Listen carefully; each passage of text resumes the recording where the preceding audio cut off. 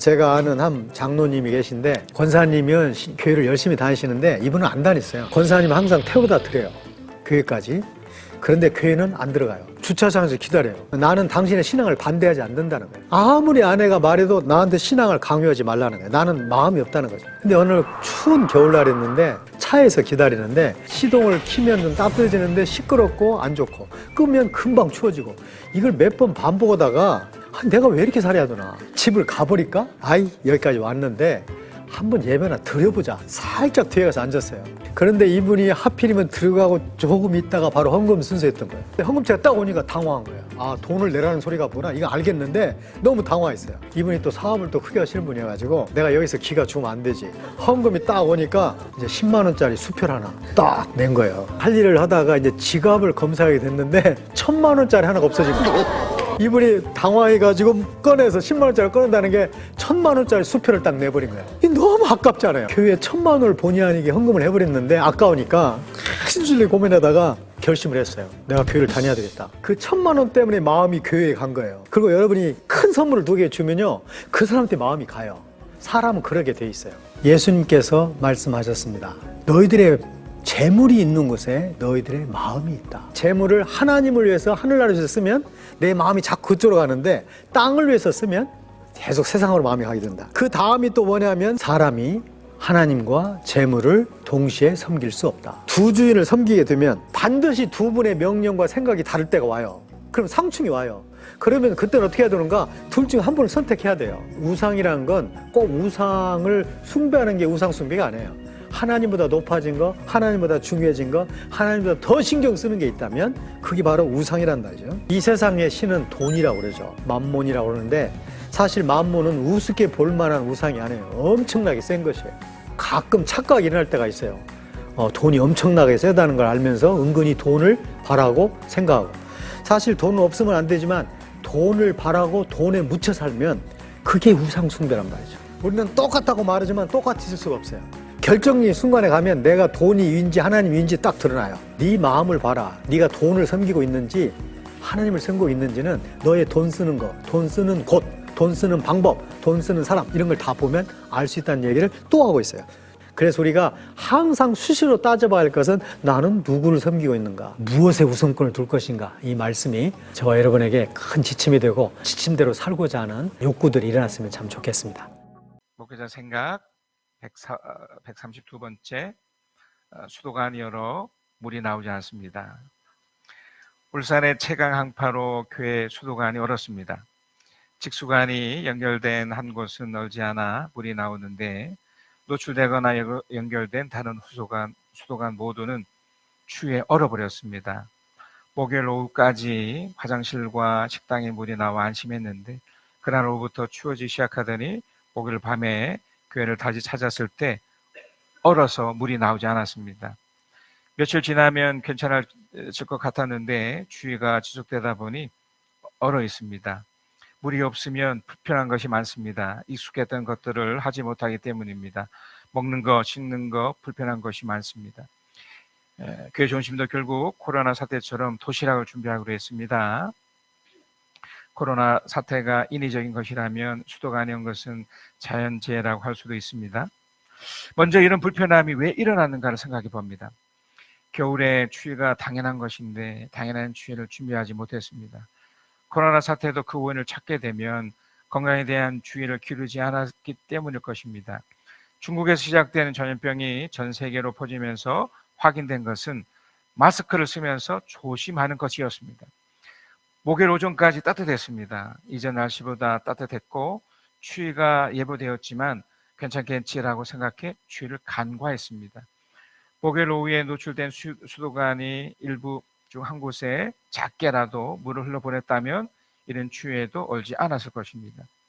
직수관 한 곳은 물이 계속 나오고 있기 때문입니다. 조심한다는 것은 좋은 것입니다. 잘못이나 실수가 없도록 말이나 행동에 신경을 쓰는 것이 조심이라는 의미인데 조금만 더 신경을 썼더라면 불편을 막을 수 있었을 것입니다. 코로나 사태가 마스크라고 하는 것을 통해 방어를 했습니다. 엄청난 사람들이 코로나에 걸린 것도 사실이지만 또한 엄청난 사람이 코로나에 걸리지 않았습니다. 제가 아는 어떤 분은 코로나 예방 주사를 한 번도 맞지 않으셨는데 지금까지 코로나 감기를 앓지 않고 있다고 합니다. 물론 조심한다고 하지만 코로나에 걸리고 불편을 겪고 어려움이 찾아올 수 있습니다. 그러나 결과가 나타났다 하더라도 우리의 처음 태도가 중요합니다. 조심해도 어차피 다 걸리고 어려움이 온다면 처음부터 조심해서 못하나? 나는 이런 생각은 나쁜 것입니다. 하나님의 창조에서 이런 표현이 있습니다. 창세기 1장 14절에 하나님이 말씀하시기를 하늘 창공에 빛나는 것들이 생겨서 낮과 밤을 가르고 계절과 날과 해를 나타내는 표가 되어라. 여기서 표라는 것이 개역개정에서는 하나님이 이르시되 하늘의 궁창에 광명체들이 있어 낮과 밤을 나누게 하고 그것들로 징조와 계절과 날과 해를 이루게 하라. 징조를 표현합니다. 계절과 날과 해를 나타내는 표는 그냥 나타나는 것이 아니라 징조처럼 어떤 일이 생기기 전에 그 일에 대해서 미리 보이는 여러 가지 조짐으로 나타난 것이 계절, 날, 해가 되는 것입니다. 그래서 표, 즉 징조가 먼저 보이면서 결과가 나타납니다. 코로나 사태도 그러했고 최근의 최강 항파도 비슷합니다. 결국 어떤 결과가 만들어졌지만 그것이 어떤 결과로 향한 징조였기에 조심했어야 했습니다. 징조를 볼 수 있다면 조심할 수 있습니다.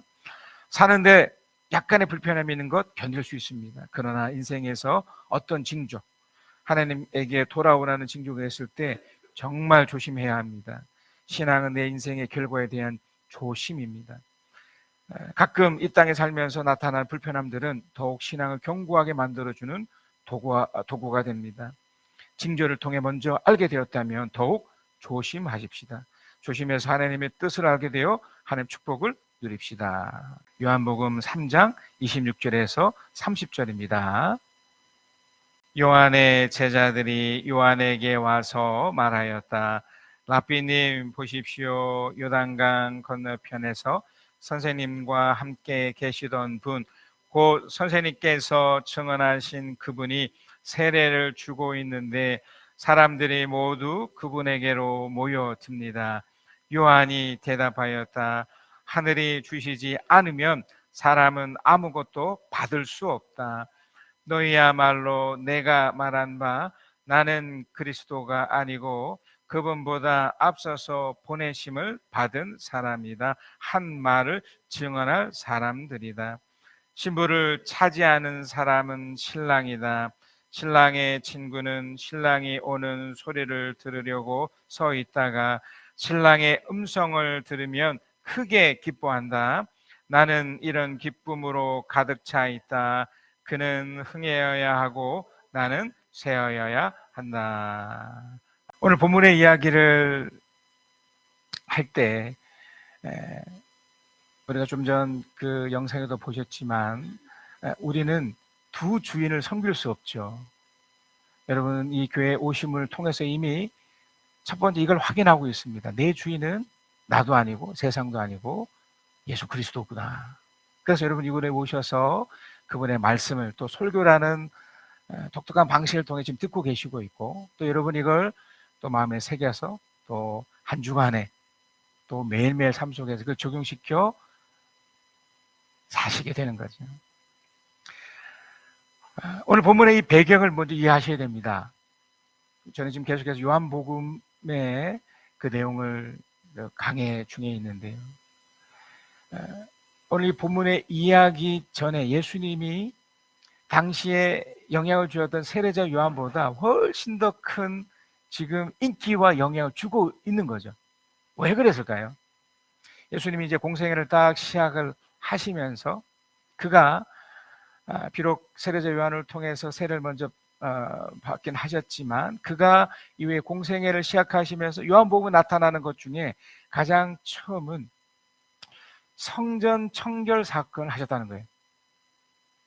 그 당시에 지도자들의 부패와 잘못된 것들을 주님이 어떻게 보면 서민들을 대변해 주신 거죠. 아픈 곳을 이렇게 시원하게끔 해주셨던 거죠. 지금 시대에도 어떤 정치나 사회가 잘못되었을 때 봉기에서 일어나는 사람들을 우리는 야 대단하다, 심지어 의인이다라고 하잖아요. 그래서 3.1절 같은 날에 영향을 주었던 유관순 같은 분들이나 안중근 같은 분들에 대해서 우리는 야 대단하고 훌륭하다고 하는 것은 그 당시에 아무도 하지 않은 일들을 했기 때문에, 그것도 우리 민족을 위해서, 우리 대한민국 사람들을 위해서 뭔가 정의로운 일을 한 거잖아요. 물론 그 상대방 쪽에서는 그 불편해했을지 모르겠지만 우리는 그렇죠. 예수 그리스도가 그 당시 또 성전 청결 사건을 통해서 많은 서민들에게 그런 사람으로 딱 부각이 된 거예요. 당시 지도자들은 예수님을 싫어했고 불편해했을지 몰라도, 그래서 예수님은 그 행동으로 인해서 영향을 준 겁니다. 또 하나의 그 당시 영향은 요한복음에는 딱 드러나지 않지만 다른 복음서에 의하면 예수님이 서민들의 실제적인 삶, 현실적 삶 속에서 영향을 준 겁니다. 긍정적인 영향을 준 거예요. 귀신 들린 사람, 또 아픈 사람, 또 현재 어려움 있는 사람들에게 찾아가거나 또한 찾아왔던 사람들에게 도움을 준 거예요. 귀신이 쫓김을 당하고 아픈 사람이 고침을 받고 현실 문제들이 왔었을 때 그걸 해결해 주는, 그러니까 이런 것들로 인해서 세례자 요한보다 훨씬 더 많은 인기와 영향을 줬던 겁니다. 그래서 사람들이 받아들일 때 당연히 예수님을 따르게 됐겠죠. 자, 그런데 이 영향 아래서 무언가 어떤 결과가 하나가 생깁니다. 세례자 요한도 이제 자신의 이제 영향을 주면서 그들에게 베풀었던 게 뭐냐면 세례라는 의식이었어요. 근데 예수님도 예수님의 제자들이 한 것이지만 이제 세례를 줍니다. 그러니까 세례는 굉장히 지금도 마찬가지지만 그 당시에 어떤 것에 대한 어떤 영향에 대한 결과물이었던 거죠. 그러니까 그 영향을 받았던 사람들이 세례를 통해서 두 가지를 알게 돼요. 한 가지는 세례 요한 때도 마찬가지였지만 이제 그보다 더 영향을 주었던 그 예수가 세례를 주는 그 현장 속에 세례를 받는 그 사람들은 첫 번째 씻김을 받는다는 것을 경험해요. 씻김을 받는다는 게 뭘까요? 그러니까 자신이 현재로부터 과거에 이르는 그런 부정적인 것들, 또 안 좋아졌던 것들, 그런 기억, 또 그런 행위, 그런 모든 것들이 해결되는 겁니다. 그러니까 세례라는 것이 이제 물이라는 보여지는 것 속에서 느껴지는 거잖아요. 물을 이렇게 베풀어 줌으로, 또 세례자 요한이나 또 예수님이 이제 축복의 말을 해주겠죠. 성부와 성자와 성령의 이름으로 세례 주노라. 이제 그 속에 그런 것들이 해결된다는 거죠. 어려움들, 특별히 죄 문제가 가장 강력하잖아요. 우리가 갖고 있는 여러 가지 그 어려움 중에 그 원인들의 어떻게 보면 대부분이 죄 문제 때문에 펼쳐지는데, 그런 것들이 그 세례라는 의식 속에 해결을 받는다는 거예요. 그리고 눈에 보이도록 이걸 인식하게 된다는 거죠. 이거 엄청난 거죠. 그러니까 예수를 통해 영향 받은 사람이 세례라는 의식 속에서 이거를 경험한 거죠. 내가 이제 죄에서 또 이런 어려움 중에서 내가 이제 구출을 받겠구나. 이런 두려움에서, 이런 불안에서, 이런 근심에서 내가 해방을 받겠구나. 이걸 이제 경험하죠. 그리고 이제 두 번째는 뭘까요? 이제 이걸 통해서 나타나지는 또 하나의 결과물이죠. 바로 이제는 더 이상 내 마음대로 살지 않고, 왜냐하면 내 마음대로 살았기 때문에 많은 부정적인 것들이 생겼지 않습니까? 그러니까 이제는 진짜 주인, 그러니까 예수를 믿으며 살면서 이제 바르게 살아야지. 그러니까 그 세례를 통해서 이걸 또 확인하게 되는 거죠. 이걸 또 경험하게 되는 거죠. 앞으로 삶 속에 이제는 나 혼자가 아니라 하나님을 의지하고 예수를 또 기도하면서, 또 눈에 보이지 않지만 주의 성령께서 나와 함께 하심을 믿고 내가 살아가야지. 그러니까 이 세례는 이런 긍정적인 두 가지 것이 경험을 하고, 계속해서 이것을 특정한 시간 속에, 지금 모르시면 주일 같은 시간 속에서 또 그런 모임 속에서 확인을 받겠죠. 예수 그리스도의 그 세례를 그 사람들이 이렇게 받게 되면서 이걸 확인하게 됩니다. 자, 그런데 이 이 놀라운 일을 겪었던 이 사람들에게서 이제 긍정적인 변화들이 또 생길 거 아닙니까? 이제 세례를 받은 후에 삶을 살아보니 이제 더 이상 어려움들이 해결되고 또 이런 근심 걱정들이 이렇게 풀어지는 것을 보면서 이렇게 괜찮아지는 삶의 현장을 이렇게 보게 되거든요. 자, 그런데 우리도 더 살아보면 알지만 그게 쉽지 않지 않습니까? 왜냐하면 어려움이 계속 이렇게 몰려오고 어떻게 보면 공격처럼 덜컥덜컥 내 속에서 내가 주인인 것처럼 이렇게 또 행동되어져서 그런 또 부정적인 것들이 또 생기잖아요. 내가 세례를 받고 신앙생활을 함에 있어서도 이런 것이 일어날지인데 그 당시에도 이제 세례를 받았던 이 사람들에게서 이상한 일들이 생기는 거예요. 자, 그 이상한 게 뭐냐면 이런 거였습니다. 세례자 요한이 먼저 세례를 줬죠. 그리고 심지어 예수 그리스도도 세례자 요한을 통해서 세례를 받았기 때문에 세례자 요한을 통해서 먼저 영향을 받았던 많은 제자들이 시간이 지나서 이제 예수님을 통해서 이제 세례를 받은 사람들이 더 많아지고 더 영향을 받는 것을 보게 된 거예요. 이게 이제 세례를 받으면서 뭔가 긍정적인 일들을 저쪽에도 잘 되니까 좋다라고 해야 되는데, 자, 그래서 요한복음 3장 26절에 이런 표현이 있습니다. 요한의 제자들이, 요한입니다. 그러니까 세례자 요한의 제자들입니다. 요한에게 말하였다. 랍비님 보십시오.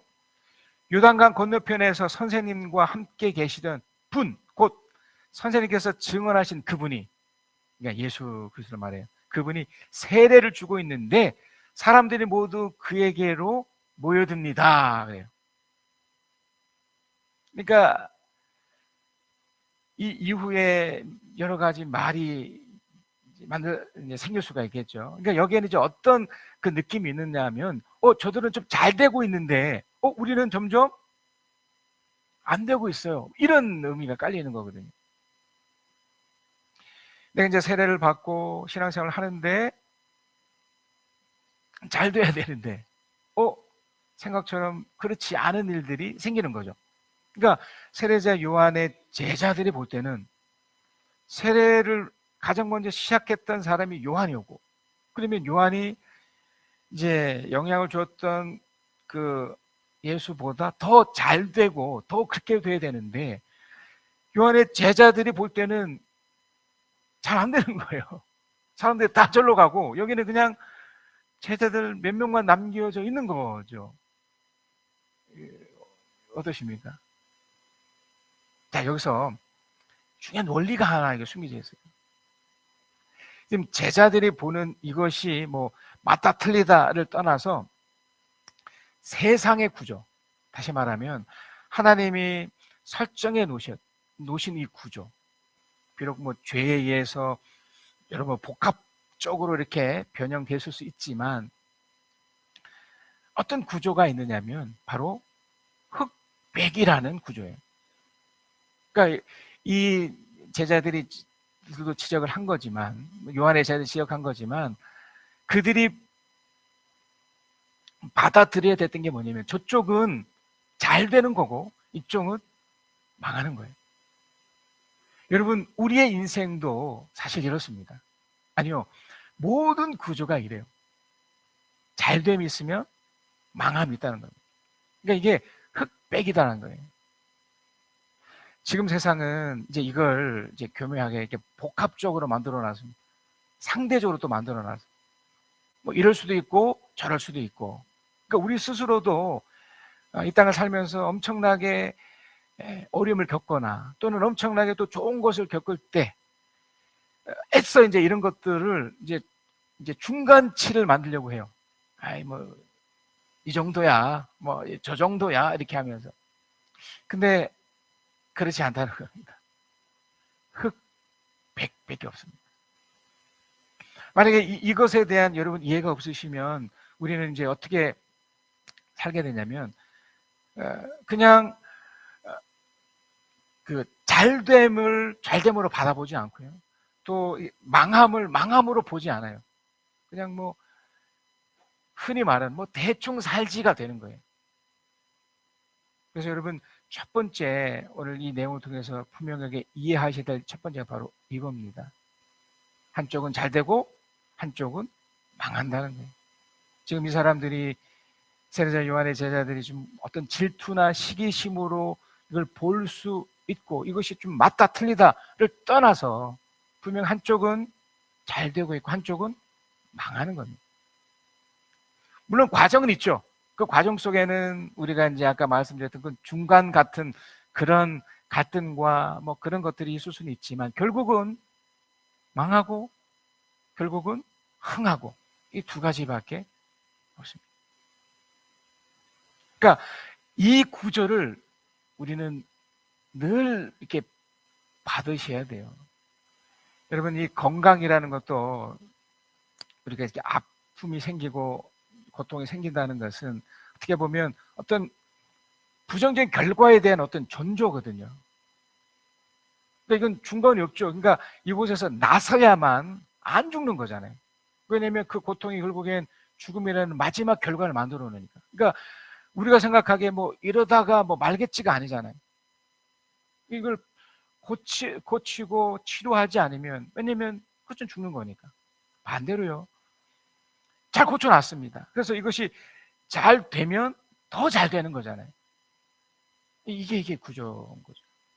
그래서 요한이 이 흥함과 망함이라는 이 분명한 구조 속에 본인이 이런 얘기를 합니다. 요한복음 3장 27절인데요. 하늘이 주시지 않으면 사람은 아무것도 받을 수 없다.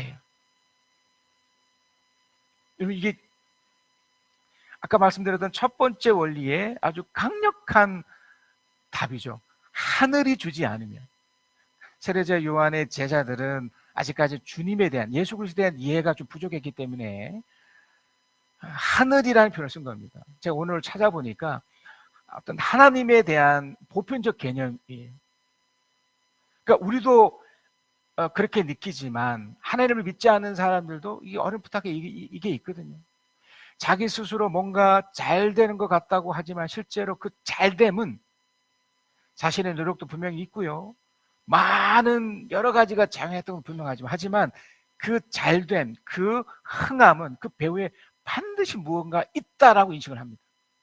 그게 이제 하늘이라고 얘기한 거고요. 우리는 정확히 우리 주 예수 그리스도라고 우리는 믿습니다. 그러니까 하나님이 주지 않으면 사람은 아무것도 할 수 없고 받을 수 없다. 그러니까 세례자 요한도 사실은 본인이 예수가 오시기 전까지 엄청나게 영향을 주었는데 그 역시도 그 영향을 주었던 그 모든 배경에 바로 하나님이 이 세례자 요한에게 뭔가 주었기 때문에, 뭔가 은혜를 베풀었고 기적을 주었고 뭔가 주님 많이 주는 그 뭔가 있었기 때문에 잘 되겠다는 거죠. 여러분, 이런 인식, 또 이런 받아들임, 이런 믿음이 중요합니다. 여러분 인생과 세상 모든 사람의 인생 그 배후에는 하나님이 있다는 걸 놓쳐서는 안 됩니다. 그러니까 이제 세례자 요한이 이 놀라운 진리를 알고 있기 때문에 이 흑백 논리 속에 이 세상을 보면서 이제 세례자 요한의 그 제자들에게 분명히 얘기해 준 거죠. 나는 그리스도도 아니고 또 그분이 나보다 앞서 보내심을 나는 받았을 뿐이고 나는 예수님을 소개하는 사람일 뿐이고 또 그 역할을 했던 여러 사람 중에 한 명일 뿐이야. 진짜는 예수 그리스도야. 저분 때문에 잘 된 거야. 그러니까 내가 여기서 뭐 세례 주는 거 이거 아무것도 아니야. 저분에게 세례를 받아야, 저분에게 너희들이 영향을 받아야 진짜 잘됨을 얻을 수 있어. 그래서 요한복음 3장 29절에도 이런 표현을 씁니다. 신부를 차지하는 사람은 신랑이다. 신랑의 친구는 신랑의 음료수를 드리러 서 있다가, 여기 세례자 요한이 신랑의 친구인 거죠. 신랑의 음성을 들으면 크게 기뻐한다. 나는 이런 기쁨으로 가득 차 있다. 그러니까 예수를 믿는 것 때문에 얻어지는 엄청난 결과물들을 세례자 요한은 알고 있었다는 겁니다. 그러니까 그게 뭐라고요? 예수를 믿는 것 때문에 나타나진 결과물에 대한 행복감인 거예요. 우리 인생 속에 결국 하나님을 믿고 있고 하나님을 제대로 알고 있으면 거기에 나타나는 결과들이 이런 겁니다. 잘 되는 거예요. 놀랍게 펼쳐지는 겁니다. 예수님 때문에 잘 되고 번성하고 예수님 때문에 축복을 누리게 되고요. 성공이라는 것도 다 이 땅에서 잘 되고 뭐 그런 것들이잖아요. 이런 것들이 다 예수님 때문에. 그러니까 여러분이 신앙생활 하는 그것도 결국 이것 때문에 하는 거잖아요. 그는 흥해야 된다.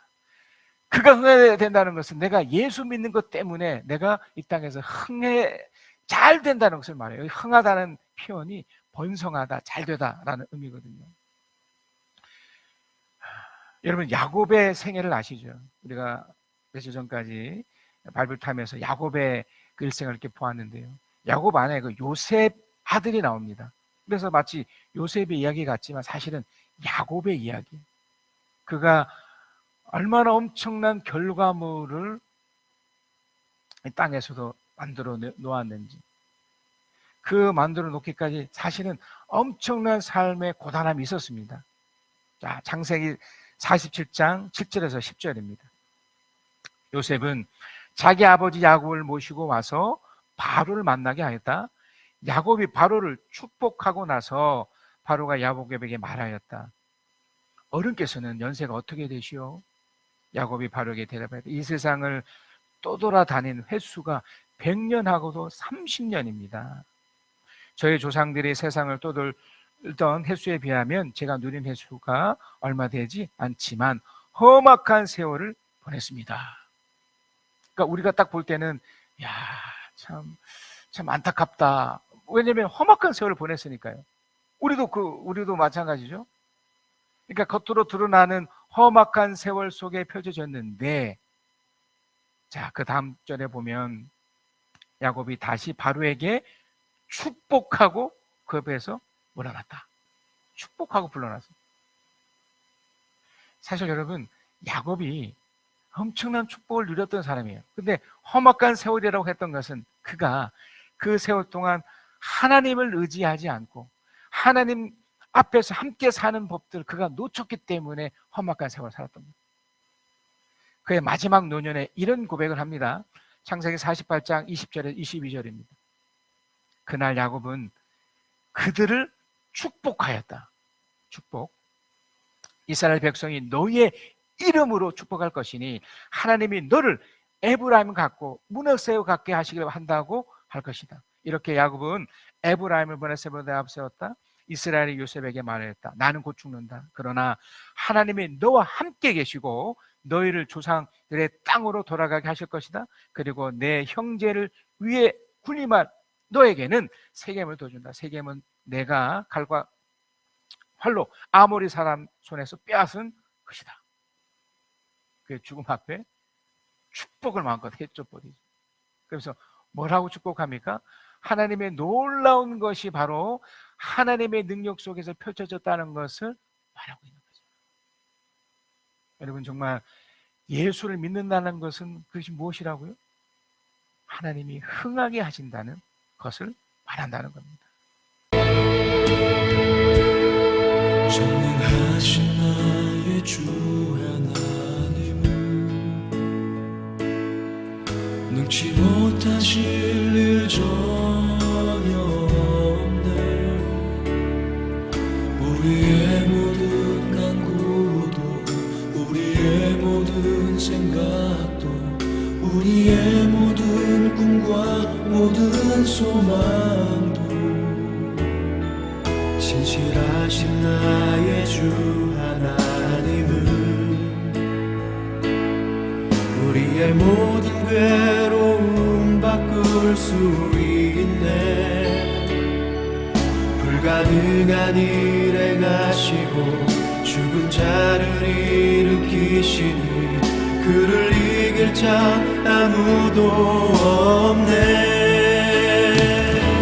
주의 말씀 의지하여 깊은 곳에 금을 던져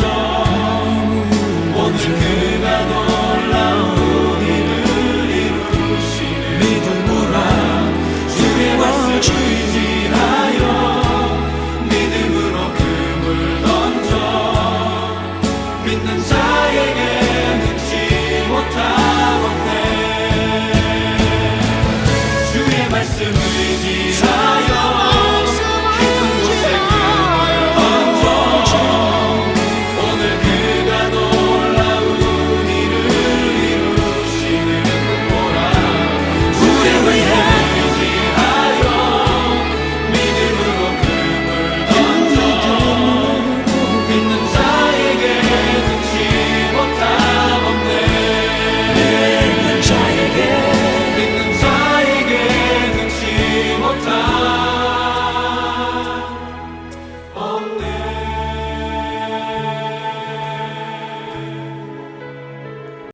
사랑의 하나님, 주께서 오늘 약속하신 그 말씀이 우리 생애에 이루어지게 하여 주시옵소서.